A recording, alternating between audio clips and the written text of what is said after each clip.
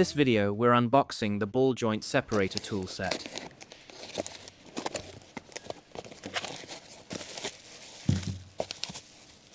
This is the ball joint separator, the lower control arm prying tool. The main purpose of this tool set is for separating ball joints and lower control arms. It avoids components damage caused by hammering and beating, while also significantly reducing the difficulty of solo repairing. Now, let us move to how to use the ball joint separator.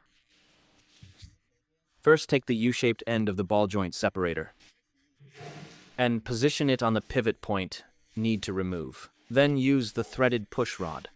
With another tool fitted over the outside of it, rotate it to push the ball joint out.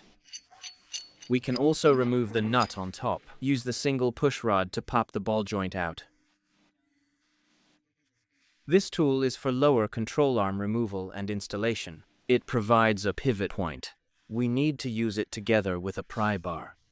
Slide this tool onto the pry bar. Then find a solid pivot point on the chassis. Pry the lower control arm out.